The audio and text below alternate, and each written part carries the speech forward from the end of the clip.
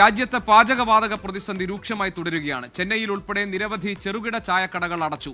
Electric സ്റ്റൗകൾ വ്യാപകമായി ഉപയോഗിക്കുന്ന സാഹചര്യത്തിൽ വാണിജ്യ സ്ഥാപനങ്ങൾ അധികമായി ഉപയോഗിക്കുന്ന വൈദ്യുതിയിൽ യൂണിറ്റിന് 2 രൂപ വീതം സർക്കാർ സബ്സിഡി പ്രഖ്യാപിച്ചു. ചെന്നൈയിലെ താമ്പരത്ത് നിന്നും മനേഷ് മൂർത്തി ഞങ്ങളുടെ പ്രതിനിധി തയ്യാറാക്കിയ റിപ്പോർട്ട് കാണാം. ഇനി വലിയ പ്രതിസന്ധിയിൽ കൂടി തന്നെയാണ് തമിഴ്നാടും കടന്നു പോകുന്നത്. സമാനമായ രീതിയിലുള്ള പ്രതിസന്ധി എല്ലാ സംസ്ഥാനങ്ങളിലും ഉള്ളതുപോലെ തന്നെ തമിഴ്നാട്ടിലുമുണ്ട്. ചെന്നൈയിലേക്ക് വന്നാൽ ചെന്നൈയിൽ നിരവധി ഇടങ്ങൾ ഇപ്പോൾ തന്നെ വിറകടുപ്പിലേക്കൊക്കെ മാറുന്ന ഹോട്ടലുകളാണെങ്കിലും ബേക്കറികളാണെങ്കിലും ഒക്കെ ഈ പറഞ്ഞ രീതിയിൽ വിറക് അടുപ്പുകളും അതുപോലെ തന്നെ ഇൻഡക്ഷൻ ഇലക്ട്രിക് സ്റ്റൗകളിലേക്കും ഒക്കെ മാറിയിട്ടുണ്ട്. എങ്കിലും പിടിച്ചു നിൽക്കാനുള്ള ഒരു അവസാനവട്ട ശ്രമം എന്ന രീതിയിൽ തന്നെയാണ് കടക്കാരെല്ലാം തന്നെ ഈ രീതിയിലുള്ള കാര്യങ്ങളൊക്കെയായി മുൻപോട്ട് പോകുന്നത്.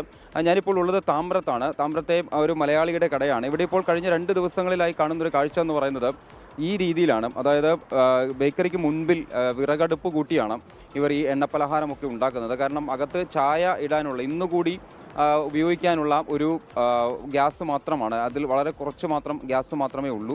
അതുകൂടി കഴിഞ്ഞാൽ എന്ത് ചെയ്യും എന്നുള്ളത് സംബന്ധിച്ച് ഇവർക്കും വലിയ ധാരണയില്ല. കാരണം ഒരിടത്തു നിന്നും ഗ്യാസ് കിട്ടാനില്ല. ഈ ഒരു കാഴ്ച ഈ പറഞ്ഞ രീതിയിലേക്ക് പല ഇടങ്ങളും മാറിയിട്ടുണ്ട്. ഇലക്ട്രിക് സ്റ്റൗ ഉപയോഗിക്കാൻ പറ്റുന്ന നിലയല്ല പലയിടങ്ങളിലും. അപ്പോൾ എന്തായാലും നമുക്കിപ്പോൾ അഷറഫിൻ്റെ കടയാണിത്. മലപ്പുറം സ്വദേശിയാണ്. എന്താണ് നിലവിലുള്ള ഒരു അവസ്ഥ? നിലവിലിപ്പോൾ ലൈവായി കാണില്ല. അപ്പോൾ ഇതാണ് അവസ്ഥ നിലവിൽ. ഇപ്പോൾ നമ്മളെ ഇന്ത്യ ഗവൺമെൻറ് പറയുന്നുണ്ട് സാധനം ഗ്യാസ് ഇതൊക്കെ സ്റ്റോക്ക് ഉണ്ട്, 45 ദിവസത്തിന് ഇപ്പോൾ ഉള്ള സാധനം നമ്മളിവിടെ സ്റ്റോക്ക് ഉണ്ട്. പക്ഷേ നമ്മളെ ഇങ്ങോട്ട് നമുക്ക് സാധനം എത്തിപ്പെടുന്നില്ല. അപ്പോൾ ഒന്ന് ബ്ലാക്കിനൊക്കെ നമ്മൾ കിട്ടുകയാണെങ്കിൽ 5000 രൂപ 6000 രൂപയ്ക്കാണ് സിലിണ്ടർ ചോദിക്കുന്നത്. അത് വെച്ചിട്ട് നമുക്കിങ്ങനെ ഈ ചായയും ബോണ്ടും വിറ്റിട്ടൊന്നും നമുക്ക് സെറ്റാവില്ല. ഈ രീതിയിലാണ് എന്തായാലും വലിയ പ്രതിസന്ധി നിലനിൽക്കുന്നുണ്ട് എല്ലാ ഇടങ്ങളിലും. ഇപ്പം നമ്മൾ ഇന്നലെയൊക്കെ കണ്ട പലയിടങ്ങളിലും കടകൾ പൂട്ടുന്ന ഒരു നിലയിൽ വരെ കാര്യങ്ങൾ എത്തിയിട്ടുണ്ട്. ആ രീതിയിലാണ് എന്തായാലും കാര്യങ്ങൾ മുൻപോട്ട് പോകുന്നത്. വളരെ വേഗത്തിൽ ഇതുമായി ബന്ധപ്പെട്ട് എന്തെങ്കിലും ഒരു പരിഹാരം ഉണ്ടായില്ലെങ്കിൽ നിരവധി കടകൾ പൂട്ടും, നിരവധി കുടുംബങ്ങൾ വലിയ തോതിലുള്ള സാമ്പത്തിക പ്രയാസത്തിലേക്കൊക്കെ പോകും എന്നുള്ളത് തന്നെയാണ് നിലവിൽ മനസ്സിലാക്കാൻ സാധിക്കുന്ന ഒരു കാര്യമെന്ന് പറയുന്നത്. ഇൻഡക്ഷൻ സ്റ്റൗവിലേക്ക് അല്ലെങ്കിൽ ഈ പറഞ്ഞ ഇലക്ട്രിക് സ്റ്റൗകളിലേക്കൊക്കെ മാറുന്ന വൈദ്യുതി ഉപഭോഗം അധികമായി ഉണ്ടാകുന്ന ഒരു സാഹചര്യം നിലവിലുണ്ട്. എന്തായാലും ഈ പറഞ്ഞ രീതിയിൽ ഗ്യാസ് കിട്ടുക എന്നത് മാത്രമാണ് ഇതിനൊരു പ്രതിവിധി എന്ന് പറയുന്നത്.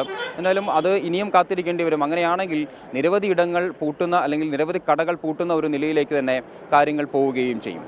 ശ്രീകാന്ത് ഗൗരിശപ്പെട്ടതിനൊപ്പം ചെന്നൈയിലെ താമ്പ്രത്ത് നിന്ന് മനേഷ് മൂർത്തി, 24.